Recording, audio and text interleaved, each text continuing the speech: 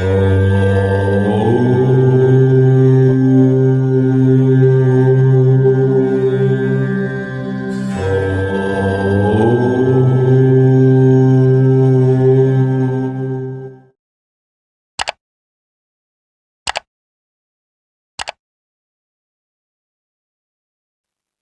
श्री गुरुवे नमः।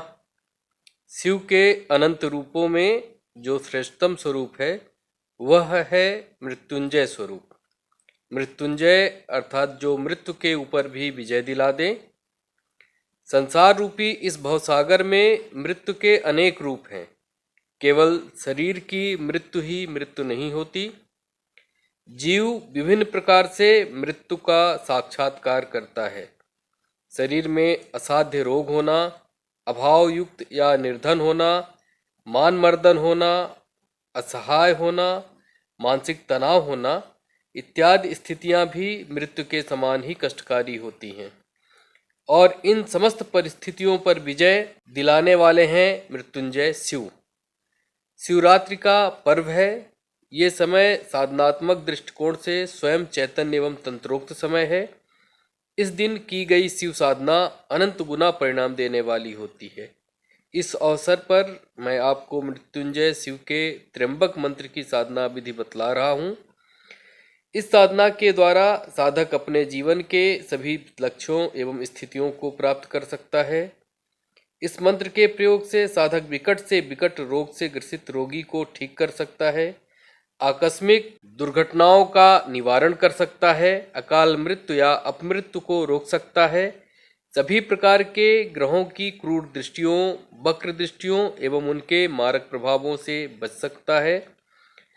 इस मंत्र के प्रभाव से साधक का जीवन सफल, सुखी, निरोगी एवं दीर्घायु हो जाता है।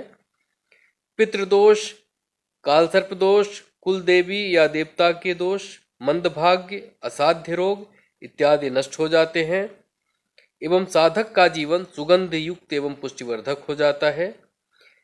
वह शारीरिक एवं मानसिक दोनों स्तरों पर स्वस्थ हो जाता है। ये मंत्र प्रयोग जीवन के सभी रोगों की औषधि है। शिवरात्रि के अवसर पर आप भी इस साधना को संपन्न करिए। इस साधना हेतु महामृत्युंजय यंत्र की आवश्यकता होती है। इसके अभाव में इसे शिवलिंग पर भी संपन्न कर सकते हैं। साधना में वस्त्र, उपवस्त्र एवं आसन पीले रंग का प्रयोग करना चाहिए। जप की दिशा उत्तर होनी चाहिए। जप हेतु रुद्राक्ष की माला का प्रयोग करना चाहिए। धतूर या मंदार के पुष्प समर्पित करना चाहिए। बेलपत्र, समीपत्र चढ़ाना चाहिए। अक्षत चढ़ाना चाहिए। शुद्ध घी का दीपक जलाना चाहिए। सुगंधित धूप जलाना चाहिए। भस्म अर्पित करना चाहिए। शुद्ध दूध से बने मिष्ठान्न का भोग लगाना चाहिए। ये साधना रात्रि में संपन्न करना चाहिए। स्नान आदि से शुद्ध होकर साधना प्रारंभ करना चाहिए।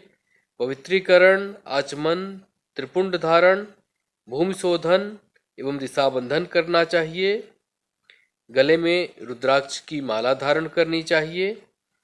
इसके पश्चात सर्वप्रथम गुरु पूजन एवं गणेश पूजन संपन्न करना चाहिए एवं साधना में सफलता हेतु प्रार्थना करना चाहिए। इसके पश्चात भगवान शिव का यथा उपलब्ध उपचारों से विधिवत पूजन संपन्न करना चाहिए।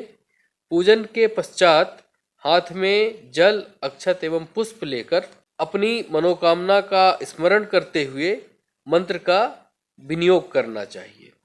विनियोग इस प्रकार है: ओम अस्य त्र्यंबक मंत्रस्य वशिष्ठ ऋषि अनुष्ठुप छंदः त्र्यंबक पार्वती पतिर्देवता त्र्यं बीजम बम शक्ति कम कीलकम सर्वेष्ट सिद्ध्यर्थे जपे विनियोगः। विनियोग बोलकर हाथ का जल, अक्षत एवं पुष्प विग्रह के सामने भूमि पर छोड़ देना चाहिए।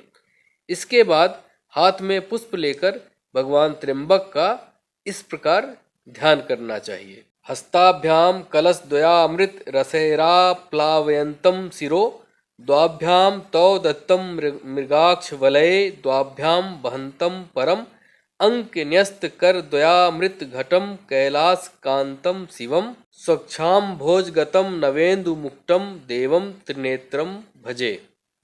ध्यान के बाद हाथ में लिया गया पुष्प विग्रह पर छोड़ देना चाहिए।